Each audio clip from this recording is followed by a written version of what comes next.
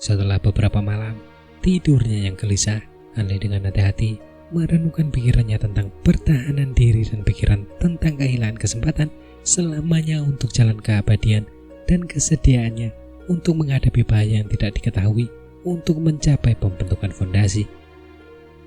Dia secara bertahap menjadi condong ke arah yang terakhir. Bagaimanapun, dia tidak menyerah untuk menjalani kehidupan yang biasa-biasa saja. Namun, sifatnya yang berhati-hati menyebabkan dia bergegas pergi ke Balai Yoelu. Setelah dia memastikan kenyataan pahit tentang ujian darah dan api dan kurangnya obat-obatan spiritual surgawi di luar daerah itu kepada lelaki tua yang tamak itu, dia benar-benar melupakan angan-angannya. Karena ia memahami dengan jelas bahwa ia tidak punya jalan keluar, Hanli bertekad untuk mengerahkan seluruh kemampuannya dalam ujian darah dan api. Ia akan menemukan obat-obatan spiritual di dalam yang akan memungkinkannya mencapai pembentukan fondasi atau jatuh hingga tewas dalam pergumulan di area terlarang. Dengan tekad untuk hidup dan mati, Hanli memulai persiapannya untuk pergi ke daerah terlarang dalam waktu setengah tahun. Dalam waktu yang singkat ini, ia harus meningkatkan kekuatannya untuk meningkatkan peluangnya bertahan hidup.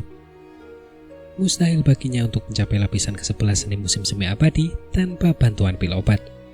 Jika ingin meningkatkan kekuatannya, ia hanya bisa mempelajari beberapa teknik sihir baru dan membeli beberapa jimat dan alat sihir yang kuat. Teknik sihir baru bukanlah masalah besar. Kemungkinan besar jika dia menyebutkan kepada seniorku, dia tidak akan menolak untuk mengajarinya.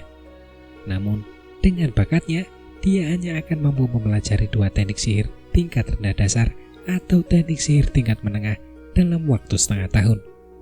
Sedangkan untuk teknik sihir tingkat tinggi dasar, akan lebih baik untuk tidak memikirkannya. Jadi cara tercepat untuk meningkatkan kekuatannya adalah dengan menggunakan jimat dan alat sihir. Mengenai peralatan sihir, Hanli saat ini memiliki beberapa. Mengenai peralatan sihir yang dapat digunakan dalam pertempuran, selain cincin dan bendera hitam kecil yang diberikan oleh pamannya, ia juga memiliki pedang panjang yang dapat berubah menjadi tali dan labu yang dapat melepaskan bola-bola penyerang yang ia dapatkan dari 2 pria berpakaian kuning yang mencoba membunuhnya dan merampoknya. Adapun saat ia memasuki sekte tersebut, ia menerima pedang matahari dan pedang bulan dingin. Keduanya hanyalah peralatan sihir tingkat rendah yang mampu menyerang dengan sedikit api dan ki dingin. Keduanya pada dasarnya tidak mengesankan. Mengenai jimat, Hanli awalnya sangat kekurangan jimat. Untungnya, dari barang-barang yang tidak dicuri oleh pamannya yang licik, dia memiliki cukup banyak jimat. Dia benar-benar diberi lebih dari 10 jimat tingkat menengah dasar dan 2 jimat tingkat tinggi yang jarang terlihat. Itu sangat meningkatkan kepercayaan dirinya. Terlebih lagi, Hanli memiliki jimat pedang kecil yang masih belum diketahui kegunaannya. Dalam ketakutan, pria berpakaian kuning yang dipenggalnya menyebut ini sebagai harta jimat. Jimat itu seharusnya memiliki asal-usul yang agung. Jimat itu hanya akan dianggap sebagai barang curian, jadi dia tidak berani memberitahu orang lain tentang jimat ini. Dia menyimpan beberapa kata jimat harta karun di kepalanya sebagai rahasia dan bermaksud mencari kesempatan untuk bertanya kepada orang lain tentang itu. Tentu saja, ketika menghadapi ujian terlarang darah dan api yang sangat mengerikan, hanya memiliki benda-benda ini tentu saja tidak cukup. Dan oleh karena itu, Hanli berencana untuk meninggalkan pegunungan sekte dan melakukan perjalanan ke kota pasar sekte terdekat untuk membeli beberapa alat sihir dan jimat berkualitas tinggi. Namun, dia tidak memiliki banyak batu roh yang mendukungnya. Perjalanan pembelian ini pasti tidak akan berjalan sesuai harapan. Meskipun Hanli memiliki cukup banyak batu roh yang dapat digunakannya, dalam perjalanannya ke daerah terlarang nanti, batu-batu roh tersebut merupakan dukungan penting dalam pertarungan jangka panjang. Itu menyebabkan dia merasa cukup enggan untuk berpisah dengan batu-batu tersebut. Beberapa pemikiran kemudian, Hanli memutuskan untuk membudidayakan beberapa tanaman obat berusia ribuan tahun yang berharga dalam waktu singkat yang dimilikinya untuk ditukar dengan batu roh atau sekedar barter. Sebenarnya, membuat beberapa pil pengatur wajah mungkin akan lebih baik. Hal itu mungkin sedikit meningkatkan nilai ramuan obat berusia 1000 tahun. Namun, pil pengatur wajah benar-benar membutuhkan terlalu banyak bahan obat. Tidak ada cukup waktu untuk benar-benar mengumpulkan semua bahan. Akibatnya, ia hanya bisa langsung menggunakan bahan obat untuk bertukar. Namun, agar tidak menimbulkan kecurigaan dari sekte tersebut, dalam hati Hanli memutuskan bahwa ia hanya akan menjual bahan obat yang dibudidayakan kepada para pembudidaya di luar sekte tersebut. Jika ia langsung menggunakan bahan obat untuk berbisnis di sekte tersebut, ia pasti akan menarik perhatian orang lain. Alhasil, dengan sebuah rencana dalam benaknya, Hanli mulai bekerja. Dia pertama kali mengunjungi Wufeng dan memilih teknik sihir dasar yang paling praktis, yaitu teknik pengendalian Qi. Itu adalah mantra sihir dasar tingkat menengah tipe tambahan yang dapat menahan teknik mata surga.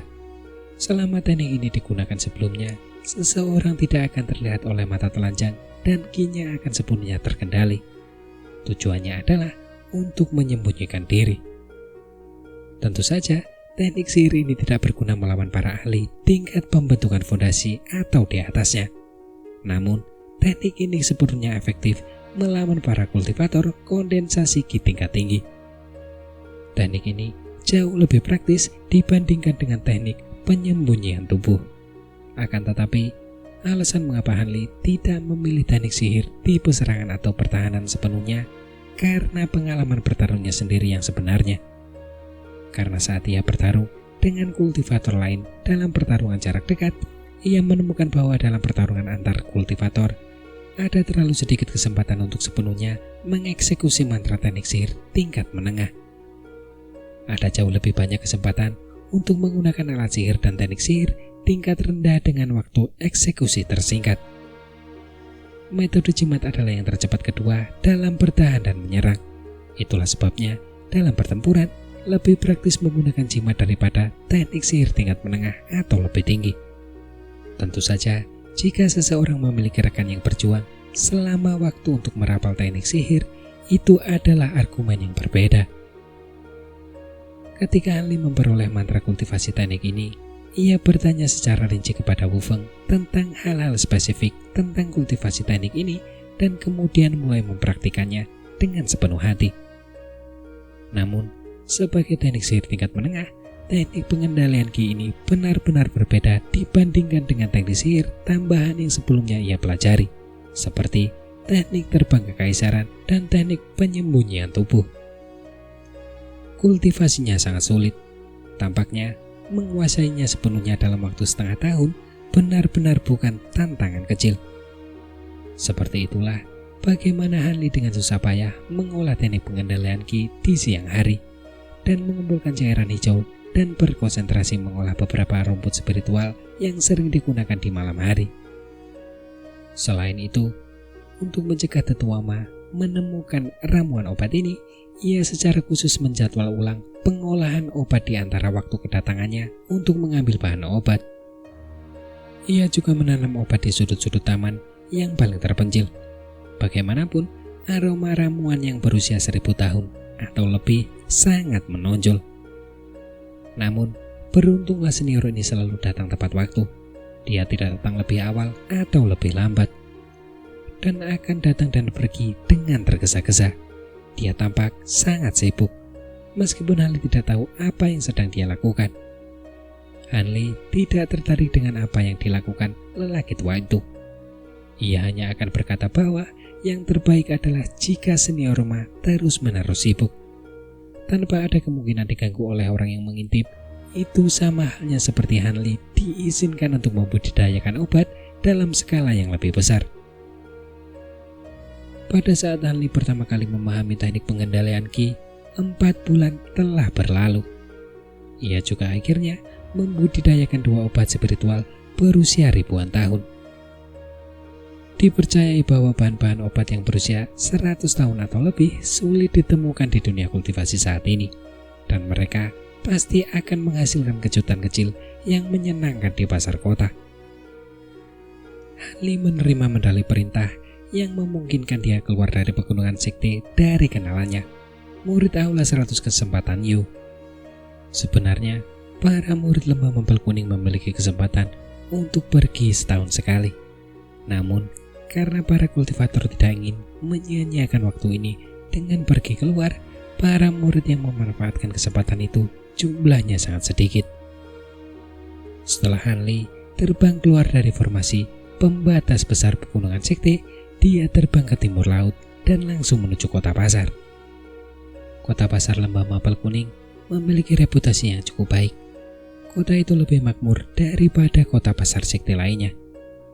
Karena pegunungan Tianyue yang membentang dari provinsi Jian dekat dengan negara bagian Yuanwu di utara dan terdapat hubungan yang tidak bermusuhan di dunia kultivasi negara bagian Yuanwu dan dunia kultivasi negara bagian Yue, para kultivator dari negara bagian Yuanwu akan datang ke kota pasar Lembah Mapel Kuning untuk berbisnis dan membawa banyak barang unik yang tidak ada di negara bagian Yue.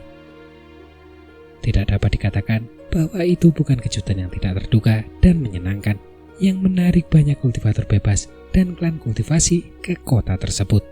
Kota pasar ini didirikan di timur laut pegunungan Taiyue.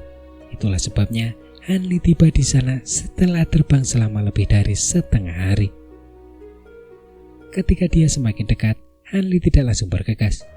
Sebaliknya, dia mengganti jaket kain abu-abunya dan semua pakaian di tubuhnya yang akan mengidentifikasinya sebagai murid Lembah Mapel Kuning. Setelah selesai, dia tampak seperti seorang kultivator biasa. Kemudian, dia berjalan menuju kota pasar. Menurut tata tertib dunia kultivasi, para kultivator tidak diperbolehkan terbang dalam radius 5 li di kota pasar. Itulah sebabnya Hanli menemui banyak pelancong yang terburu-buru berjalan kaki selama perjalanannya. Di antara pelancong ini, banyak yang berpakaian sangat aneh, menyebabkan Hanli curiga bahwa mereka adalah kultivator dari negara bagian Yuanwu. Tampaknya, kota pasar ini cukup populer. Sementara Hanli tengah merenung tanpa tujuan, dia telah tiba di pintu masuk kota pasar. Kota pasar Lembah Mapel Kuning tampak seperti kampung halaman Hanli, yaitu kota sepi hijau. Seluruh pasar hanya terdiri dari satu jalan yang mengarah ke utara dan selatan. Di selatan terdapat puluhan rumah dengan berbagai ukuran. Ada yang tinggi, ada yang pendek, ada yang berupa bangunan, sementara yang lain hanya gubuk. Bentuknya sangat tidak konsisten dan juga tidak rata. Semua itu adalah industri di Lembah Mapel Kuning, tetapi hanya kurang dari setengahnya yang dikelola secara pribadi oleh murid-murid Lembah Mapel Kuning. Setengahnya lagi disewakan kepada keluarga kultivator dan kultivator bebas yang biasanya juga berbisnis di sini. Sebagian besar bisnis ini adalah toko yang memperdagangkan bahan mentah, jimat, dan alat sihir. Ada juga toko buku 5 elemen yang khusus menjual mantra dasar. Dan ada 2 restoran dan penginapan yang memudahkan orang untuk mendapatkan makanan dan beristirahat. Di samping murid-murid tingkat bawah di kota pasar, ada juga sejumlah ahli pembentukan fondasi yang tinggal di sana secara teratur, menjaga ketertiban di kota dan mencegah orang-orang menimbulkan masalah. Sebagian besar bagian utara jalan itu kosong. Jalan itu disediakan untuk para kultivator yang ingin mendirikan toko secara spontan. Selama mereka membayar para pengikut Lembah Mapel Kuning dengan batu roh bermutu rendah, orang asing dapat mendirikan toko selama sehari penuh di sisi jalan yang kosong itu tanpa gangguan apapun. Mereka bahkan akan mendapatkan perlindungan dari para pengikut selama mereka mendirikan toko, sehingga mereka tidak perlu takut pada musuh manapun yang ingin membalas dendam. Dengan langkah-langkah yang mendorong para kultivator asing untuk datang ke sini dan berbisnis bersama dengan lokasi geografis khusus kota pasar, kota pasar Lembah Mapel Kuning telah makmur selama bertahun-tahun. Bahkan, ada barang-barang langka yang muncul dari waktu ke waktu di kota pasar. Hal itu menarik lebih banyak kultivator. Namun, karena Hanli ingin menghindari timbulnya kecurigaan, ia tidak memasuki kota pasar dari pintu masuk jalan selatan yang mudah dijangkau. Sebaliknya, ia berputar dan masuk dari utara. Sebelum melangkahkan kaki ke pintu masuk jalan, ia menutupi wajahnya dengan jubah biru untuk berjaga-jaga seandainya ada orang di sini yang dapat mengenalinya. Hari sudah sore, jalan di kota pasar itu sekilas tampak tidak banyak orang. Namun, ini adalah hal yang biasa. Bagaimanapun, kota pasar ini bukanlah pasar dunia sekuler yang akan berisik sepanjang hari. Orang-orang yang memenuhi syarat untuk datang ke sini adalah para kultivator yang unik. Hanli sedikit mengejek dirinya sendiri setelah menyadari fakta ini dan kemudian berjalan menuju toko-toko kecil di pinggir jalan. Dia memutuskan untuk melihat apakah ada sesuatu yang berharga di toko-toko kecil sebelum pergi ke toko-toko besar. Setelah melewati semua toko kecil, Hanli nampak sedikit muram. Alat-alat sihir dan jimat di toko-toko kecil ini sama sekali tidak berguna baginya. Kecuali 3 atau 4 barang, yang lainnya hampir tidak bisa dianggap lumayan. Membeli barang-barang itu hanya akan menjadi pengeluaran yang bodoh. Jadi, dia berhenti membuang-buang waktu. Dia berbalik dan berjalan menuju toko-toko besar. Pavilion 7 Peluang, Studi Pemandu Angin, Toko Kerajinan Surgawi. Kali ini, Hanli tidak sembarangan mencari toko untuk dimasuki. Ia berjalan perlahan di sepanjang jalan. Setelah mengenali nama, ukuran, dan jenis setiap toko, ia memilih toko yang tampak paling besar dan sering didatangi oleh para kultivator, yaitu toko gudang harta karun. Ia pun masuk ke dalam. Dari sekedar mendengar nama tokonya, orang bisa tahu bahwa pemilik toko itu percaya diri dengan barang dagangannya. Jadi, Hanli berharap menemukan beberapa langkah di sini dan tidak pulang dengan tangan kosong. Hanli sedikit ragu-ragu begitu dia masuk. Aula yang terang itu cukup besar untuk menampung puluhan orang tanpa terasa sesak. Ada meja resepsionis yang luar biasa panjang, dibangun dengan kayu merah yang berharga, dan 7 atau 8 pelayan berseragam biru. Semua ini memancarkan suasana kemegahan yang mengesankan. Di aula, 2 pelayan berbaju biru sedang menjelaskan sesuatu kepada beberapa orang yang tampak seperti pelanggan. Di dalam toko, ada berbagai macam barang. Dari gaya barang-barang itu, sepertinya itu adalah barang-barang yang hanya akan digunakan oleh para kultivator. Dari bahan baku dengan kualitas terendah hingga jimat dan alat sihir yang umum digunakan. Toko ini memiliki semuanya. Hanli tersenyum. Sepertinya dia benar-benar telah menemukan tempat yang tepat. Pada saat ini, seorang pelayan berpakaian biru datang dan berkata sambil tersenyum lebar, "Pelanggan yang terhormat, apa yang Anda cari? Apakah Anda ingin saya membantu mencarikan sesuatu? Barang-barang di toko ini pasti akan memenuhi semua kebutuhan pelanggan kami," ucap pelayan itu. "Aku ingin melihat alat-alat sihir dan jimat, tetapi aku hanya menginginkan yang terbaik. Jangan tunjukkan barang-barang yang kualitasnya rendah," ucap Hanli berbicara dengan lembut melalui jubahnya. Pelayan berbaju biru itu sedikit terkejut dengan ucapan ini, tetapi kemudian dia dengan hati-hati mengamati dan menilai perilaku Hanli. Setelah memastikan bahwa dia tidak bercanda, senyum di wajahnya semakin lebar. Dia tahu bahwa dia pasti pelanggan besar. Jadi dia segera mengundang Hanli masuk dan secara pribadi membawanya ke ruang VIP di lantai 2. Perabotan di lantai atas berbeda dengan dekorasi di lantai bawah. Tidak hanya skala lantai 2 yang jauh lebih kecil, tetapi ada beberapa perabotan antik di lantai 2. Perabotan itu didekorasi dengan elegan, nyaman, dan menyenangkan. Hal yang paling mengejutkan adalah ada pembakar dupa yang berharga dan seikat dupa yang menyala di sudut ruangan yang memenuhi ruangan dengan aroma samar kayu cendana. Seorang pria setengah baya yang tampak lembut sedang memegang sebuah buku tua berdiri di ruangan itu, membaca isinya dengan suara keras. Dia tampak tidak memiliki kekuatan sihir seperti pria pada umumnya. Hanli agak tercengang. Tempat ini tidak tampak seperti tempat untuk berbisnis. Sebaliknya, tempat ini tampak seperti rumah orang kaya. Orang yang sedang membaca melihat Hanli masuk dan dengan tenang menutup buku. Pelayan berbaju biru yang telah mengantar Hanli dengan cepat berjalan mendekati pria itu dan membisikkan beberapa patah kata.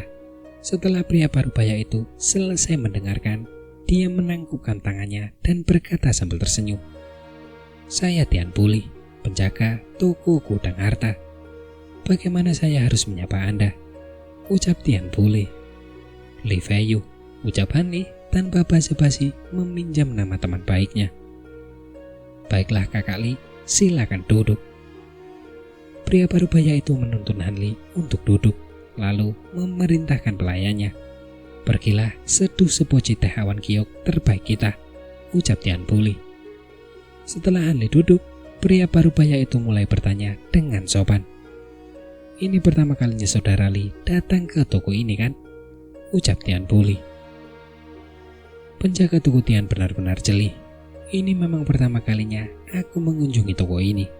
Hanli sengaja mengubah suaranya dan membuat dirinya terdengar seperti pria tangguh dengan suara yang dalam. "Tidak masalah jika ini adalah pertama kalinya kamu mengunjungi tempat ini. Selama kamu bersedia datang ke sini, itu menunjukkan dukunganmu kepada toko gudang harta kami. Toko ini pasti akan memuaskan Anda," kata penjaga toko Tian dengan percaya diri. "Saya tidak mau bersusah payah pergi ke banyak toko jika saya menemukan semua barang yang saya butuhkan di satu toko. Saya harap barang-barang toko ini benar-benar luar biasa," kata Hanli dengan nada ragu. "Saudara Li bisa tenang. Kredibilitas toko kami sudah pasti salah satu yang terbaik di jalan ini. Kalau toko ini tidak bisa memuaskan saudara, maka tidak perlu repot-repot mencari toko-toko lain," kata penjaga toko itu dengan tenang serta memancarkan rasa percaya diri. Pada saat itu, seorang pelayan datang ke atas sambil membawa teko dan beberapa cangkir teh. Aroma teh yang menyegarkan memenuhi ruangan bahkan sebelum dia mendekati mereka berdua. Penjaga toko Tian menunggu pelayan menyiapkan set teh dan menyesapnya terlebih dahulu. Sambil tersenyum, dia berkata, "Ini adalah teh spesial yang dibuat di toko ini. Teh ini jarang ada di tempat lain. Tidak hanya baunya menyegarkan, tetapi meminumnya dapat membuat orang berenergi. Saudara Li dapat mencicipinya," ucap Tian Puli. Hanli menatap teh harum di depannya. Dia menggelengkan kepala pelan dan berkata dengan nada agak tidak sabar, "Pemilik toko Tian, kita bisa minum teh nanti. Pertama, mari kita mulai berbisnis," ucap Hanli. "Aku tidak pernah menyangka saudara akan memiliki kepribadian yang tidak sabaran seperti itu. Baiklah, mohon tunggu sebentar. Aku akan segera kembali." Penjaga toko Tian berdiri dengan ekspresi sedikit kecewa. Dia menangkupkan tangannya ke arah Hanli dan turun ke bawah, meninggalkan Hanli sendirian. Setelah kira-kira waktu untuk menyeduh secangkir teh berlalu, penjaga toko Tian sekali lagi muncul di hadapan Hanli. Namun kali ini, ia membawa beberapa kotak brokat dengan ukuran yang berbeda. Penjaga toko Tian menepuk-nepuk kotak brokat dan berbicara sambil menyeringai, "Kudengar saudara Li menginginkan alat-alat sihir dan jimat terbaik dari pelayan di lantai bawah. Jadi aku turun ke ruang koleksi dan membawa beberapa potong harta karun yang telah kukumpulkan sejak lama untuk ditunjukkan kepada saudara. Kuharap saudara Li senang dengan itu," ucap Tian Puli. Mata Hanli membelalak saat mendengar ini. Dia sangat penasaran dengan isi kotak brokat itu. Dia bertanya-tanya barang langka apa saja yang harus ada di dalamnya agar bisa disebut harta karun oleh pemilik toko, dan apakah isinya akan melebihi harapannya. Penjaga toko Tian telah meletakkan kotak-kotak brokat itu di atas meja dan membukanya satu persatu agar dia bisa melihatnya. Namun, Hanli menyadari bahwa begitu kotak-kotak brokat itu dibuka, dua tekanan sihir yang pasti lebih kuat darinya muncul entah dari mana dan mengunci erat setiap gerakannya. Hanli awalnya terkejut, tetapi segera mengerti bahwa ini adalah tindakan pengamanan yang digunakan toko gudang harta karun untuk mengamankan harta karun jika ia tiba-tiba mencuri barang-barang di dalam kotak brokat. Ia kemudian merasa tenang dan semakin memahami. Pada saat ini, penjaga toko Tian mulai menyajikan barang dalam kotak brokat kecil. Satu set kawanan bilah kumbang emas dengan 1 bilah induk dan 8 bilah anak, dibuat dari besi halus dan emas, disempurnakan oleh seorang ahli pembentukan fondasi selama 3 hari 3 malam.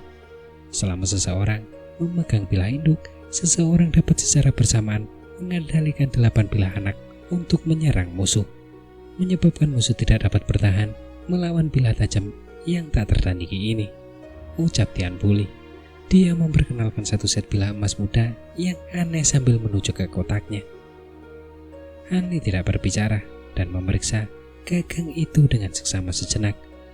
Dia menganggukkan kepala dan meletakkannya. Perisai besi gelap terbang, alat sihir pertahanan yang sangat jarang terlihat. Itu disempurnakan dari bongkahan besar tanah yang dingin. Tidak hanya sangat kokoh dan tidak dapat dihancurkan, tetapi juga tertanam dengan mantra. Itu dapat berputar ke segala arah dan secara otomatis bertahan, kata penjaga toko Tian sambil mengambil perisai kecil seukuran telapak tangan. Kemudian dia menyerahkannya kepada Hanli agar dia dapat memeriksanya dengan seksama. Hanli memegang perisai itu dan membelai desain hiasan dengan lembut. Setelah bergumam sendiri sejenak, dia bertanya, "Bolehkah aku mencoba mantranya sebentar?" ucap Hanli. "Tentu saja bisa. Saudara Li, jangan ragu untuk menggunakannya," kata penjaga toko Tian dengan santai. Karena dia berkata seperti itu, Hanli tidak lagi segan dan dengan perlahan menuangkan kekuatan sihir ke perisai di tangannya. Akibatnya, perisai logam itu memancarkan cahaya hitam. Dalam sekejap mata, perisai itu membesar beberapa kali lipat dan bahkan terbang keluar dari tangannya dan melayang di udara. Selanjutnya, perisai itu perlahan mulai berputar di sekelilingnya. Ukurannya tampaknya cukup untuk menutupi beberapa titik vital di tubuh. Hanli merasa senang. Setelah mengendalikannya dengan seksama selama beberapa saat, dia dapat mengendalikan gerakannya sesuai keinginannya dan sesuai dengan harapannya. Cukup cekatan dan juga lincah. Setelah mencobanya, Hanli sangat senang dengan alat ajaib itu. Yang paling kurang darinya saat ini adalah alat ajaib penyelamat nyawa semacam ini. Dengan perisai ini, peluangnya untuk selamat dari ujian terlarang darah dan api pasti akan meningkat pesat. Namun, Hanli tidak langsung mengungkapkan apapun. Dia hanya mengembalikan perisai besi itu ke dalam kotak tanpa berbicara. Kemudian, dia menunggu pihak lain melanjutkan presentasi mereka. Penjaga toko Tian sama sekali tidak merasa kecewa dengan metode Hanli dalam menangani berbagai hal dan terus dengan antusias merekomendasikan barang berikutnya, yaitu bola biru seukuran pil. Benih petir surgawi. Beberapa ratus tahun yang lalu, setelah seorang ahli misterius secara tidak sengaja memotong petir surgawi, ia berhasil memadatkannya. Setiap butir memiliki kekuatan yang besar. Dikatakan bahwa bahkan jika seorang ahli pembentukan fondasi melawan petir ini secara langsung, ia pasti akan berubah menjadi abu dan asap. Awalnya ada 73 butir, namun setelah berlalunya waktu, tidak banyak yang tersisa. 1 butir ini menghabiskan banyak biaya untuk memilikinya, ucap Tian Buli. Setelah penjaga toko Tian mengatakan ini, dia tidak dapat menahan diri untuk tidak memperlihatkan ekspresi yang agak puas. Manik petir ini jelas merupakan barang langka yang berharga. Ketika Hanli mendengar ini, dia tersentuh hatinya. Benda itu benar-benar bisa membunuh seorang ahli pembentukan fondasi. Sesuatu yang begitu hebat tidak mungkin ditemukan secara kebetulan. Jika dia bisa mendapatkannya, maka itu akan setara dengan kartu truf untuk perjalanannya ke daerah terlarang.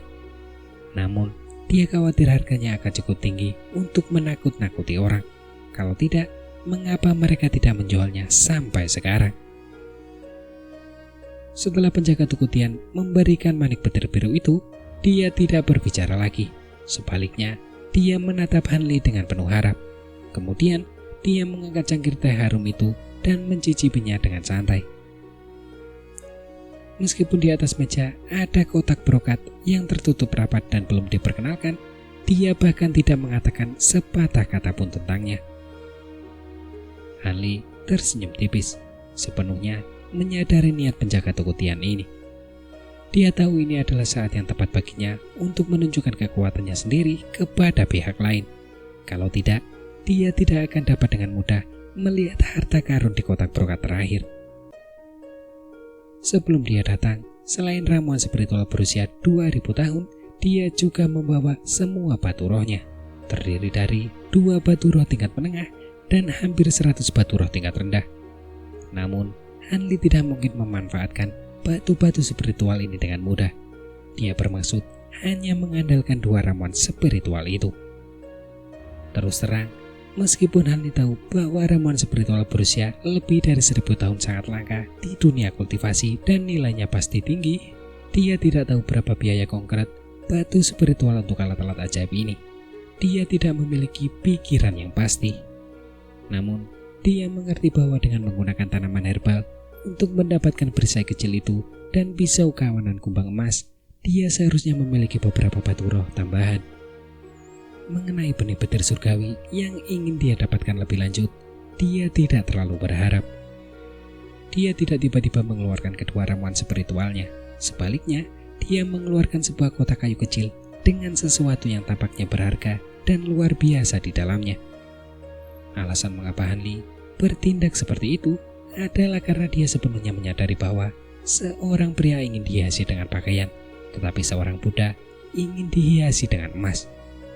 Dia tahu bahwa jika presentasi ini berjalan dengan baik, nilai ramuan obatnya akan sedikit meningkat, sehingga membuat kemungkinan dia akan mengalami kerugian menjadi tidak mungkin. Hanli tidak membuka tutup kotak kecil itu, tetapi malah menyerahkan kotak itu kepada pria di depannya. Penjaga toko Tian diam-diam memperhatikan tindakan Hanli selama ini. Ketika dia melihat pemandangan ini, dia tidak mengatakan apapun dan menerima kotak itu. Setelah mengamati dengan seksama beberapa saat, dia dengan hati-hati membuka tutupnya. Begitu dia melihat dengan jelas apa yang ada di dalam kotak itu, penjaga toko Tian agak terkejut.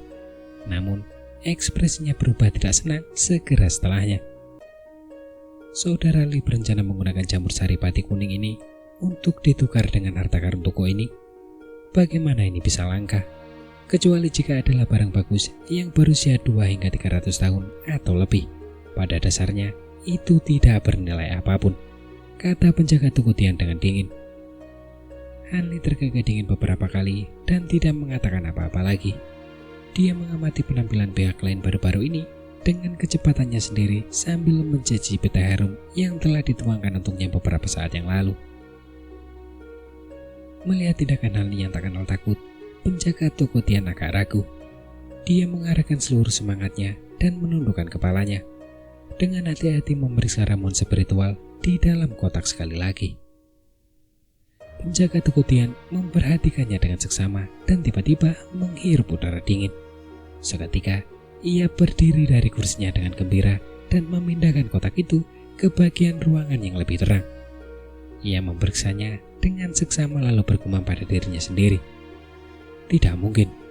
Mungkinkah benda ini benar-benar berusia lebih dari 1000 tahun? Atau ini hanya menyerupai benda itu?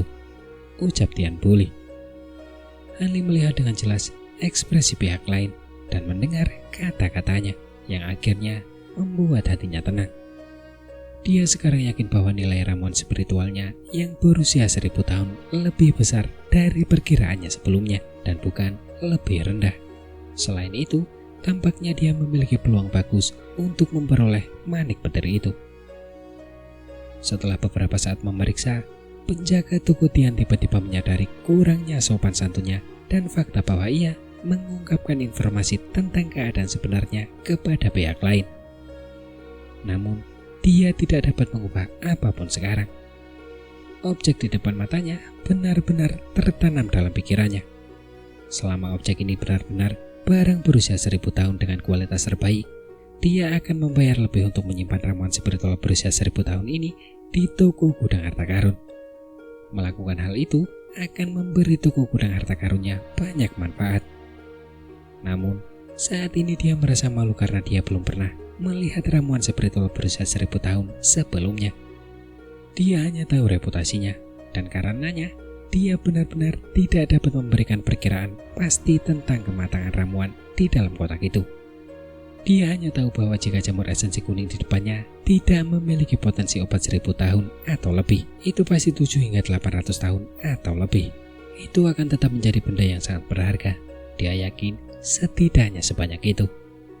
Setelah beberapa saat memeriksa, penjaga Tugu Tian memanggil pelayan muda dari lantai bawah. Pergi dan undang Tetua Ding untuk datang. Katakan padanya, ada benda berharga di sini yang perlu untuk dinilai. Perintahnya dengan sungguh-sungguh. Setelah itu, penjaga Tugu Tian memanfaatkan kesempatan ini untuk berbincang dengan jujur. Namun, mereka sama sekali tidak membicarakan tentang ramuan obat. Seolah-olah ramuan obat dalam kotak kecil itu telah terlupakan untuk sementara waktu. Tak lama kemudian, seorang lelaki tua berambut abu-abu ditemani seorang pelayan muda perlahan menaiki tangga. Ketika penjaga Tugu Tian melihat ini, dia segera pergi untuk memberi hormat dan menawarkan tempat duduknya kepada tetua ini sebelum berdiri di samping. Tampaknya Tetua Ding ini benar-benar orang yang memiliki reputasi. Namun, Hanli sudah menduga bahwa orang ini seperti penjaga Tugu Tian, seorang lelaki tua biasa. Dia tidak memiliki sedikit pun jejak kultivasi. Pemilik Tugu Tian, Anda memanggil orang tua yang akan segera dikubur ini ke sini. Mungkinkah ada sesuatu yang tidak dapat memanggil orang lain? Sambil gemetar, orang tua itu bertanya setelah terengah-engah beberapa kali.